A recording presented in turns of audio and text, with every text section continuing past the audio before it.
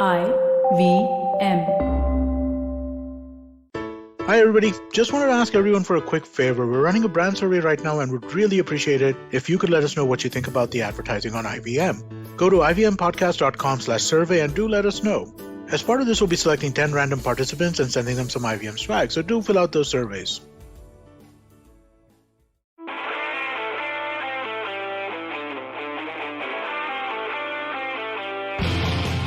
All right, hello, welcome to Football Portal. My name is Saru and welcome to the Cristiano Ronaldo show. Yash, what's up? Hello. All right, man, there's only one place to start. The Phenom is back. People in Old Trafford were crying. It was a terrible first half, but he somehow does this amazing tap-in, which is like the wonder goal. And then he scores more and Bruno feels left out. He again scores like a worldly goal. Jesse Lingard scores and everyone's like, dude, Manchester United is going to win the league. They thrashed Newcastle 4-1 and Cristiano will just score a lot of goals. And then come the young boys on Champions League last night. And somehow things don't go according to plan. Yes, what is the plan with Cristiano Ronaldo? So Cristiano's plan is clear. He's going to score goals, man. It's quite evident he scored a tap-in and one on the run, which was brilliant. And then from a brilliant pass from Bruno in the other match. So, yeah, it's just for the team, it was, contrasting fortunes. But is it because of Ole or is it just a one-off bad match? Because I was reading some stat that Ole's lost 6 out of the 10 or 11 Champions League games over the last year and a half or two, something like that. Yeah, I mean, pretty much. I mean, if you'll ask me, this defeat was completely down to Ole. I don't know what tactic he had decided going in. Like, United were controlling the game, but that's because young boys weren't that great a team.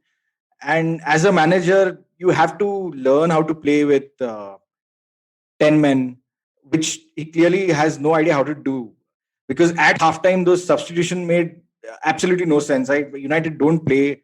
I've never seen United play with 3 at the back. So, I mean, what was he thinking? God knows. But why? Why change something like this for young boys, right? Wasn't this like the whole criticism against Mourinho and Van Gaal that, when you're playing against Sevilla, why do you have to be so defensive? You are Manchester United and things like that. Yeah, Ole is not cared about it, man. I mean, he's generally managed on just managing his talent well and getting the maximum amount of good individual play out of them. And I think he pretty much choked at this hour. He thought that I'm 1-0 up. Somehow let me just get this result because it absolutely made no sense going 3 at the back. I mean, later on in an interview, he had explained that after Van Bissaka got sent off, they pushed their fullbacks up. So in order to mark the fullbacks one-on-one, the United fullbacks were going to mark them one-on-one and the other 3 were marking the rest of the team or something like that he mentioned. But I mean, with 10 men, he left the midfield open with 5 at the back because it was just Ronaldo up top and with just 3 in midfield, and that too someone like Pogba who doesn't necessarily run a lot. United got completely overrun in midfield, and that's what we saw. I saw the last 15 minutes of the game against Young Boys. Still, Young Boys were, I mean, for the lack of better, let's use a cliche term, they were shown a lot of respect. And, and they played quite well in the last 15 minutes. David Wagner is like, and they did not really make a good start in the Swiss league. They're like at 8 points in 4 games or 5 games. So clearly this was like a very big thing for them. Yeah, and there's nothing interesting much to talk about in this game also because the decisive moment was that sending off. It was a completely different game before and after. And the substitutions that Ole made, I mean, this despite the individual errors, including the bad defending for the first goal where Shaw was nowhere close to the right winger who crossed it, or that suicidal pass by Jesse. It's all down to the manager. This is a terrible goof up by Ole. How bad do you feel for Van de Beek? Poor guy. Oh, poor guy. I mean, I was happy that he removed Sancho instead of him when he had to bring in Dalot at right back. But it was a shocking substitution to make because I think playing playing without that extra centre back would have helped United better in the midfield, because what was happening in midfield, I mean, Fred's positioning is not great, and Bruno, how much could he do alone? Van de Beek would have really helped him out. Yeah, I mean, forget all that. On a human level, you have to feel sorry for Van de Beek. The one chance. Yeah, this was such a pity start that he had against like the easiest team in the Champions League, and this happens to him. I feel bad for him. We should have gone to Everton or wherever they were asking him to go, because I don't see him starting Van de Beek again soon, because he needs results, right? So he didn't take Greenwood in this game. So in the next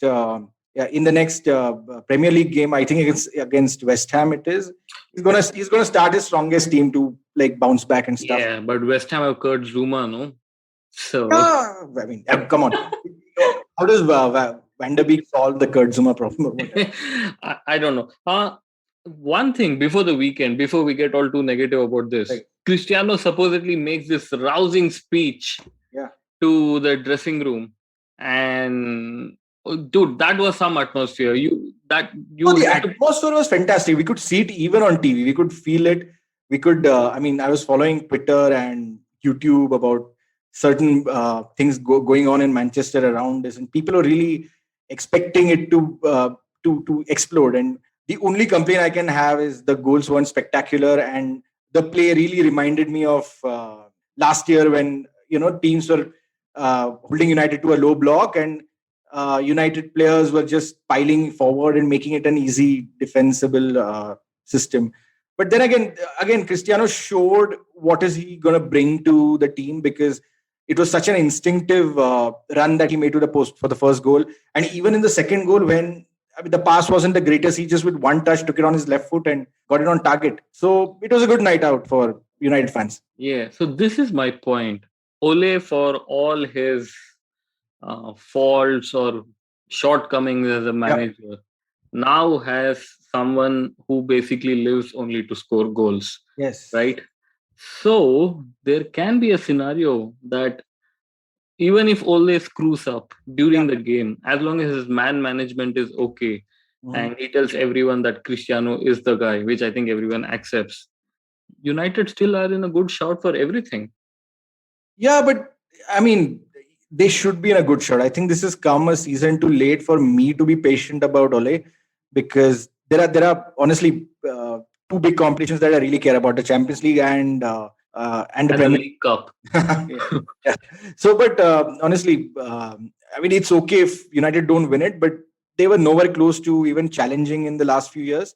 So I would love for it to be a challenge. The nightmare scenario for me would be United finish like an easy fourth and maybe win the FA Cup or the League Cup, one of the Mickey Mouse trophies, which would then give Ole a lot of credit in the bank, because the Glazers care about the Champions League money, the trophy, it should be scratched. And this cycle will just go on. This cycle of being mediocre will just keep going on, instead of him, people finding him accountable or whatever. I know, but there is one manager too. There is one manager. If Ole fails, and you should get him, Adi Hutter. He's the Mönchengladbach manager. Oh, dude, he is so good. Yeah. But I don't think he'll be able to. I don't think he's ever managed egos in the dressing room, and he obviously doesn't have any Ole type things, Ole type goodwill. But yeah, all in all, what a roller coaster weekend. So would you say the momentum gained in the weekend has been lost during midweek, and now it's like, okay, whatever? So again, Ole is a very lucky manager. Like in both of last year's Premier League seasons, he lost early, but recovered soon enough for him to go on a good run and finish high. So losing this game this early in the Champions League is actually a good thing rather than losing late, because they know that it's not an uphill task, but it's a difficult task. And Atalanta is a team that will attack United, which should be to its strength. Atalanta is like the Italian league. Yeah. So precisely. So it's okay. This is going to be just another loss where hopefully they'll learn. And United are definitely getting out of the group stages. But I'm really I have my doubts about how deep they'll go in the competition. Are they getting out of group stages this season? They've lost away. They're going to thrash Young Boys at home. Atalanta, as we mentioned. Town. Why would a club be named Young Boys? What is the history to it? Don't know, man. Young boy, and even the stadium is called Wankathon or something. What? Yeah, dude, it's Wanka Stadium or something. Okay, this is that is it. I am basically now going to Google this shit. Okay, let's do this. New name and new stadium. Oh, the stadium is called Wankdorf. Yeah, Wankdorf. Yeah. The Wankdorf Stadium and the new name. So in 1925, I'm reading this of Wikipedia, the association's name was changed from FC Young Boys to Burner Sports Club Young Boys. Oh God, this gets even worse. But anyway, talking about... As I was saying, yeah, they'll get through the group stages because Atlanta it's 6 points because they'll play straight into United's hands. They'll come out and attack, give a lot of space. Young Boys will be thrashed at home. And after that, even if against Villarreal, if there are 2-0 draws again, United will have enough points to get out of the group stage. Yes, that is true. And considering the teams that could finish second, which are like Juventus and things like that, even if United finish on top, they will, I think, still get through a easy group, easy round of 16. But round of 16, it can throw up anything. I don't know. Anyway, I don't think the United are going to go deep. The other three English teams have a much better chance of going deep into the Champions League. Yeah, but we do know that Pep kind of screws it up on his own. He's like I don't know, like he's like Ole 180 degrees. Ole probably doesn't think anything about like the game. Pep thinks too much and then screws it up. So yeah, but talking about the signings and everything, there is one person in the background lurking, but giving serious competition to Cristiano already, which is my man Romelu Lukaku. I didn't see his goal, but I mean, it's so expected that he would score the one goal that wins you the match, right? Dude, he scored 2 on the weekend. That was ironically his first goal at Stamford Bridge after being a Chelsea player for like a decade or whatever. But he is in the shadows, dude. Yeah, he is like, and I can totally understand why Lukaku wanted to come back to Chelsea or ever play for Chelsea, because I think Didier Drogba is his hero of all time. Right. And so I get it, but man, Chelsea, I'm telling you, it just seems like they're just getting these wins out, but there is one bad performance somewhere lurking. And but it's okay. I think Chelsea will have a good league season this year. No, like I think they're one of the favorites to win the league. Champions League, anything can happen. Our man Romelu isn't very good against the big teams, so winning a one-off game might be difficult with Romelu Lukaku. Yeah, that's why we have Timo Werner. Poor guy, he's not even starting games. What must he be thinking? Right. That Saul Niguez also started, right? How is he? I love Saul. I mean, I follow Atletico Madrid a lot. And Saul is amazing. But that first 45 minutes on the weekend, he was terrible. Like, oh God. I think it seemed like he was playing... Must be rusty also, no? I don't think he played much last season. No, he wasn't. He didn't. And he wanted to get out of Atletico for quite some time. And he will take time. It's not like an easy thing that Saul just comes and fits in. And if that first 45 minutes, this Chelsea group I have, they were like so relieved. This is like such happy moments, no? They were so relieved that Jorginho has come and he brings so much calm to the team. Reading such messages on WhatsApp, I was like, yeah, what do you think I've been telling for so long? Ballon d'Or, #. When is Ballon d'Or? At the end of the year, November or something. He's not going to get it, dude. Yeah, people are not evolved enough to understand talent. They need to dig deeper into their observational skills for all this. Oh, yeah, 100%. Talking about observational skills, Cristiano's back. He scores goals 4-1 against Newcastle, and Gary Neville on Monday kind of starts losing his shit. And I think this whole Monday Night Football where they get Jamie Carragher and Gary Neville, they basically say ki you just argue this and you argue this. Yeah, it seemed completely staged because they even got stats wrong purposely. What do you mean? Yeah, something. I think Messi, they showed 0 international trophies when he's just won the Copa. Oh, did they? Oh, that was not. But I think the point Gary was trying to make is Cristiano. He is the much better goal scorer than Messi and all of that. And then they showed a table which basically showed that Cristiano scored four more goals playing 120 odd more games, right? So it seemed like a lot of force fitting was done to get that point. Why would Gary Neville subject himself to such debating formats? Oh, but yeah, but because he's gotten humiliated several times, it's whether it's as a manager of Valencia or in other scenarios where uh, other scenarios where he's made controversial comments about stuff, and he's up against Jamie Carragher, who's always seemed like the funnier out of the two. So I mean, yeah, I mean, if they would have had a reasonable and legit debate, it wouldn't have gone viral.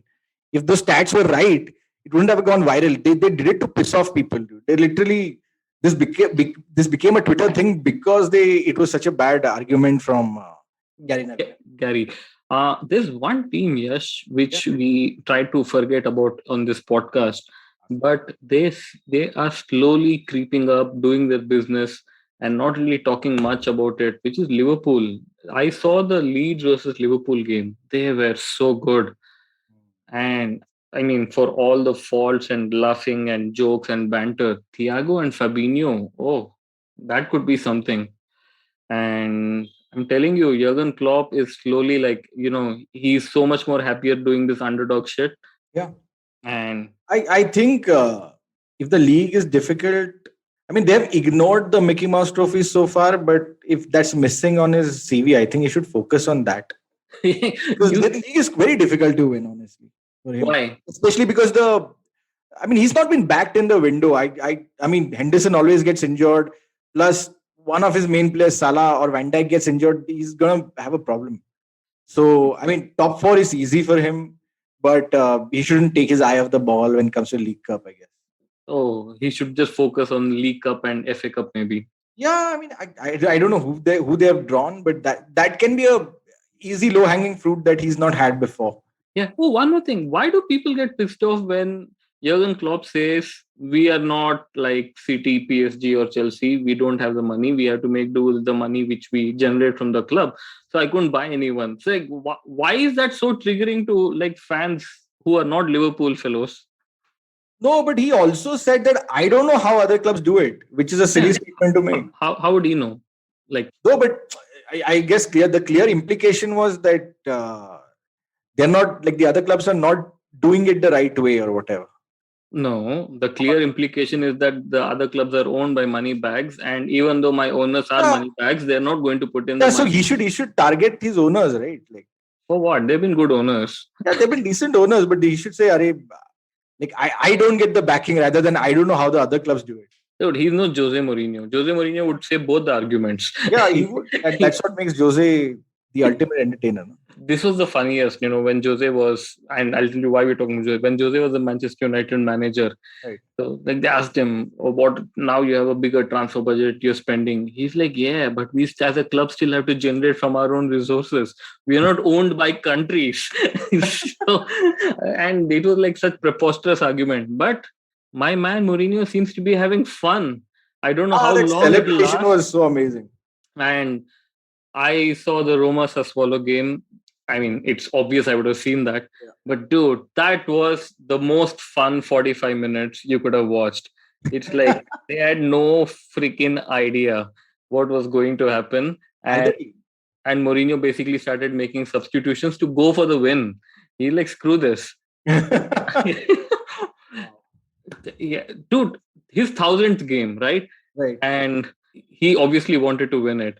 Yeah, he's a showman. It had to be a spectacle. Yeah. And the whole game was spectacle. Like Sassuolo hit the post. Tammy hit the post in the second half. This was after 1-1. Right. And then they scored this 92nd minute. And obviously he goes on his run. But Sassuolo scored a goal after that, which was just 2 or 3 inches offside. Damn. So for a 1000 game of drama queen, I think this match had freaking everything. And I even Fergie had some good words about him when he was inducted into some. They get along well. Yeah. Yeah. It's Generally, only us who keep fighting. I think all these big managers, they're like all chummy and friends. but they always had a great relationship. Yes, because Mourinho was targeting Wenger, and Mourinho was like, yeah, go for it. All right. What else? What other games did you watch on the weekend? Did you watch any like? Well, Premier League, man, it feels like the Premier League happened a long time ago because of this early Champions League timings. Yes. Oh, Mark Goldbridge made a point yesterday, and this had nothing to do with the game or whatever. He says these games, this early kickoffs of Champions League, you feel so sleepy after that because you don't know what to do. Like, I'm so used to watching the Oh, yeah, that's true. Good for him. But I did watch Crystal Palace Tottenham, dude. Oh, you did. Yeah. That was a hilarious game, though. Dude, that was so bad. I love Nuno. I really genuinely want him to do well at like Spurs. Yeah, and Patrick Vieira gets another win. I mean, another win. I don't know. He's drawn his previous games, but this was a big win, and he came into the limelight afterwards, was saying that, "Oh, I've never lost to Tottenham." But did he actually say that, or Yeah, he did. or is it a Photoshop thingy? No, he must have said it because there was that record, right? That Arsenal in the whatever when after football started in 1992. Yes, Arsenal had never lost to Spurs until our man Gareth Bale turned up, and oh yeah, and by then Vieira was out of the club anyway. yes. Yeah, and City again. We don't talk about City much. They are like so unspectacular in terms of their players. And Yeah, but their game was at the same time as United, so I couldn't watch it. I just watched the highlights, and I guess Leicester are kind of like their bogey team. There are many times when Leicester have managed to get one over them. So yes, Community being the latest. Away from home, 1-0 is a tidy win. Man, but all in all, it's turning out to be like a good Premier League season. I know we are too early into the looking at the table, but Manchester United, Chelsea, Liverpool, Everton, Manchester City, Manchester United, Chelsea, Liverpool, and Everton are at 10. And I think we are not going to talk about Everton for a long time because they have like a very that whole club's vibe is like just it just seems like the other like hanging out in like so like only those people care about it, no one else. And they have a manager who really like Benitez, whatever. But if this keeps up, I think we are in. But what's generally happens is that by the 15-16 game mark, they're just two teams. And let's hope that doesn't happen this time. I think the rest of the chasing pack will keep up to the leader. Yeah, that is the only hope. And did you watch as promised the Dynamo Kiev match yesterday? The Barcelona Bayern was more tempting, dude. Watching Barca getting thrashed. I think the scoreline flatters Barcelona. It was not a 3-0 game. They should have been twice that. I didn't watch that. It's so terrible. I mean, it doesn't, it doesn't even give me joy to watch Barcelona being so bad and getting thrashed. If they were half decent and still got thrashed, I would have been happy.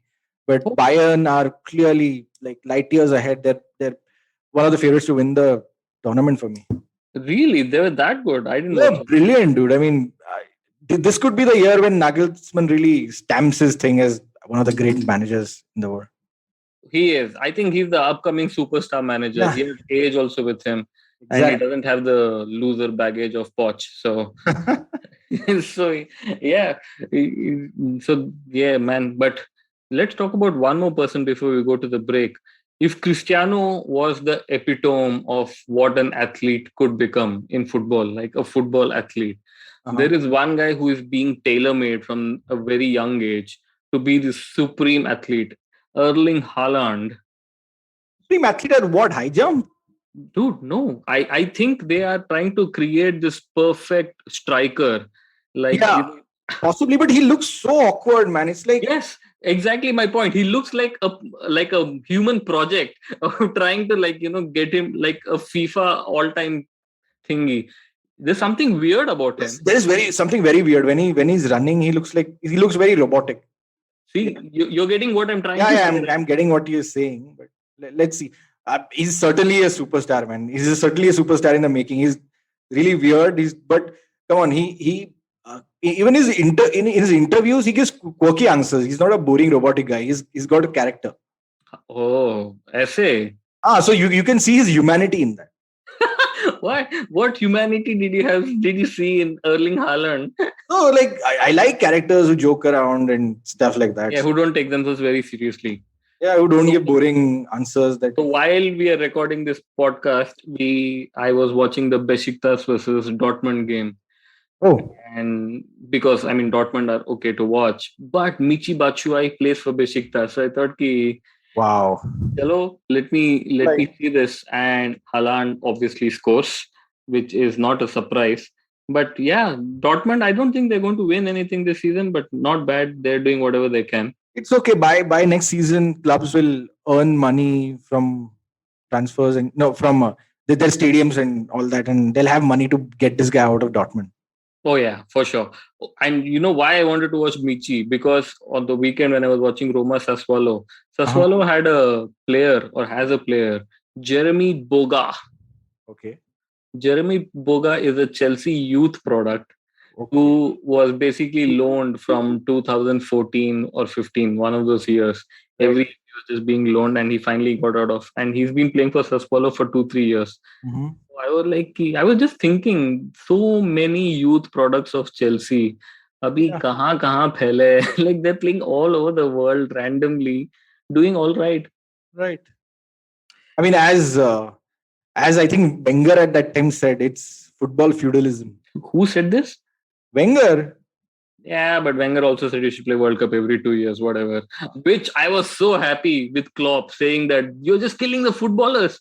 You know what? I was like, yes, Klopp is the messiah we need. All right, let's take a break. And then after we talk about our player of the week, I have a kind of a guess on who Yash's choice is going to be and mine is going to be. But yeah, stay tuned to Football Total. Hey, everybody, it's been a great week on the IVM Podcast Network. On the season finale of Getting Meta, Chuck speaks to social service activist Srini Swaminathan about how he completed 28 cycling marathons despite having asthma. On Candid Kanan, ex-Big Boss contestant Ali Goni opens up to Siddharth about his relationship with Jasmine and how it was received at home. On Shunyavan, Shiladitya and myself speak to Kirti Jangra, co-founder and COO of Animal Technologies, about the journey of this cattle trading platform. Yeah, it's a cattle trading platform. Really interesting. Do check it out. On Smarter with Sid, Siddharth tells us about the design interface lessons we are learning from Zoom. And on Hansvani, listen to a beautiful ghazal titled Ghar Badal. Do follow us on social media. We're IVM Podcast on Twitter, Facebook, Instagram, and LinkedIn. And remember, if you're enjoying this show or any of the shows on the IVM network for that matter, please do tell a friend. We really appreciate that. And finally, I'd like to thank the sponsors on the network this week, Fiat Cred, Banco Baroda, Quarter, and CoinSwitch Kuber. We really do appreciate the support. Welcome back to Football Total. Without wasting time, Yash, who was your player of the week? Well, it's obviously Viva Ronaldo for the million billion impressions on social media and whatever million shirt sales that he has done, which has allegedly recovered all the money for United. It's not. Don't you think it is so surprising that all the clubs, when they do this big transfers, they claim that they've already recouped the sales by selling shirts in the first 3 days? And 3 or 4 years later, the club says we just made so many mistakes. What? But clubs never do that. This is like such a Orkut rumor, you know. What? Good community rumor that the shirt sales will pay for it for the player. But who is spreading this rumor? Someone, the club's PR team is like putting this out, right? I doubt it. I highly doubt it. Why would the club do all of this nonsense? I think the origins of this is when originally Ronaldo went to Real Madrid from United for 80 million, and they said, "Oh, the shirt sales will pay whatever." He broke some shirt sales record at that point in time, and someone just said, "Oh, even though it broke the Zidane record by a good 15 million, it was worth it." Like it eventually was worth it for whatever he achieved for Real Madrid, but. Yeah, it was a rumor that started then and still going. And unfortunately, all our famous YouTubers have to come out with videos, with tutorials to explain how that's not true. Who has done this video? I want to watch one. I think Tifo has done one. Oh, Tifo? You mean like a legit YouTuber? Yeah. I thought one of the fan guys. Oh, no, not Robbie or Oh, talking about Robbie, it's sad that we don't have Baru on the one weekend Arsenal win, but they're on it. Yes. They're already on the point above the relegation zone, and I think Nicolas Pepe made a mistake on his Instagram when he says That is so amazing, man. That's such a lost, you lost think in translation kind of a thing. you think he meant it as a joke, or he genuinely doesn't know that much English? No, I don't think he understands English at all. I mean, he must have thought up meant we are up above the top, above the bottom position. That we are above 20th now. So what he meant by we are staying up is we are not coming back to 20. Oh, that's what he meant. Oh God, but dude, that was so funny. Yeah, we live for this shit, man. This is what football is so interesting. Social And media. I mean, of all people, Pepe had to do this, right? And like, not some white player from Arsenal. Yes, They had to get like Nicola. Oh, that was genius. I hope his wishes come true and just stay up. I hope they're in Europe next year. They're so much fun. Arsenal are fun in general. They're not even in Conference League, no, this season. No, they're not. Oh, dude. You should watch Conference League. Forget Europa. Watch Conference. You will see such weird, like the stories that will come out of there will be like just amazingly well. Yeah, I guess I have to follow Spurs now. True. No, then you'll be out of Conference League also by October. No, I meant like just watch it for whatever teams they are, like some Belgrade and all. I hope Sony Live shows conference. Oh yeah, I should think so. Let me check. And okay, since your player of the week is Cristiano Ronaldo, my player of the week is Romelu Lukaku. Kaku. Take that. Okay, a quick bet, a side bet. Who do you think is going to score more goals this season, Cristiano or Lukaku? I know your answer. You know my answer. Yeah, obviously Ronaldo. What's the bet? I don't know. अबे कुछ तो पैसा then you should say पहले ना कि ये bet है. Then I would have changed my answer otherwise. Why? Just, why would you change? I'm asking a simple question. Out of Lukaku and Ronaldo, who is going to score more goals, and how much money are you willing to put behind it? I don't know, $1,000. Yeah, so 1,000 for Ronaldo. Yeah.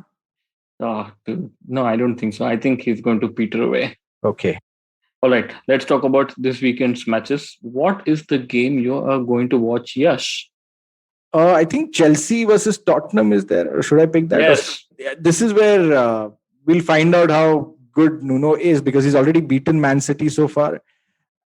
Let's see whether the Crystal Palace result was just a flash in the pan. Now with 11 men back on the field, if he does well against Chelsea, it's at Tottenham home, so that should be an advantage, I guess. So if he at least X out a draw, then Tottenham are on the right path, I feel. I have a feeling it will be a draw, that game, because I think Chelsea, like, they're just like pulling out this 1-0, 2-0, and it seems all easy. And whenever things go easy, we know that manager sacking is round the corner for Chelsea. So, yes, I have a feeling that will be a draw. What do I watch? There's nothing like I do a football podcast. I can't even say that. Who are Roma playing, dude?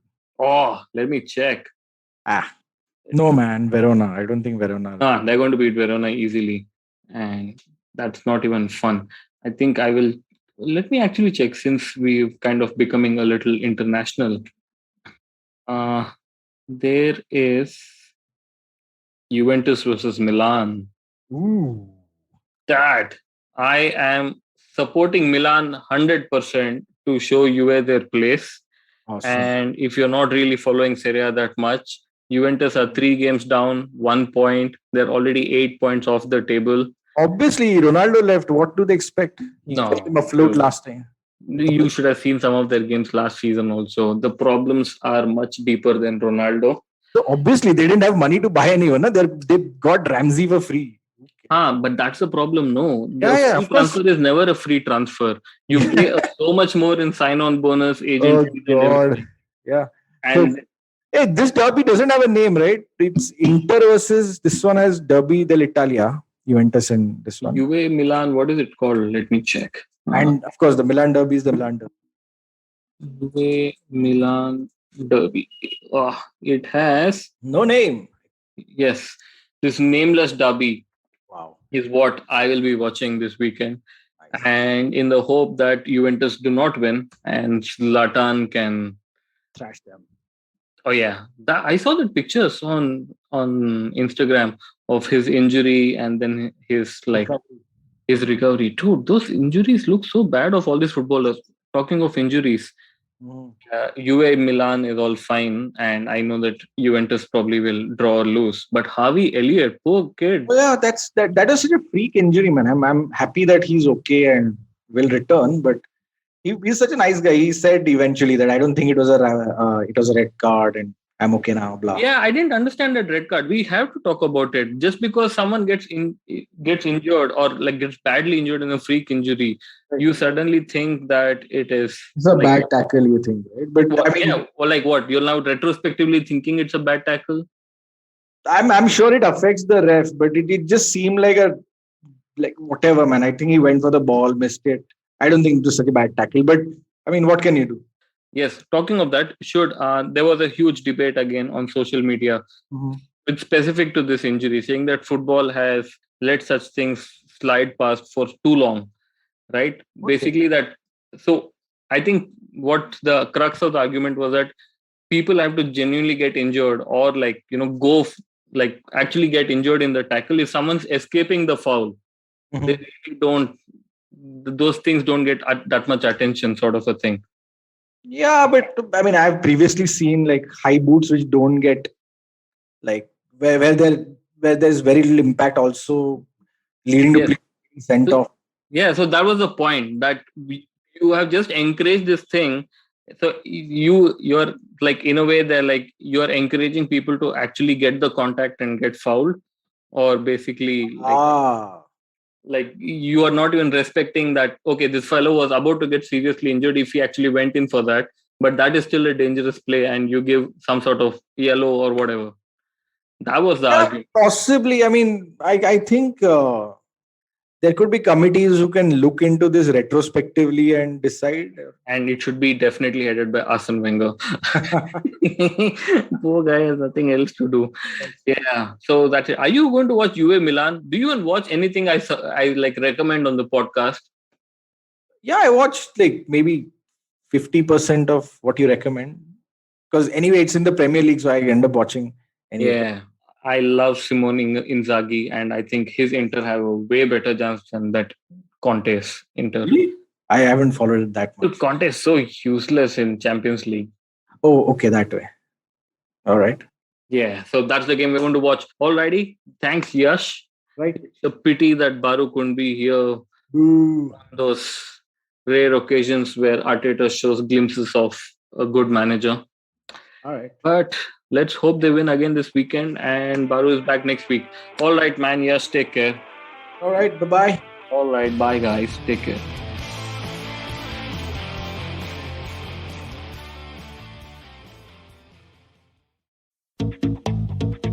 Have you ever wondered where the business world is headed? How the ways in which we create, market, and sell to consumers will evolve? Or if we'll ever go back to wearing pants while working? For answers to all of this and more, tune into Advertising is Dead with me, Varun Duggirala. Every Tuesday, as I talk to entrepreneurs, leaders, and change makers from across business, media, marketing, and beyond. You can catch all episodes of Advertising is Dead on the IVM Podcast website, app, or wherever you get your podcast from. Eventually, you'll see the end of your childhood, get accustomed to womanhood, enjoy the experience of sisterhood, might get to wifehood, or not, choose motherhood, or not. You'll learn to define your personhood, earn a livelihood, change the neighborhood, and get rid of the falsehood that life post-academia is easy. So join me, Natasha, and me, Ayushi, on a journey from station starting point to station, what now? Next station, Pudil Station, and hopefully Agla Station, adulthood. Fresh episodes out every Thursday.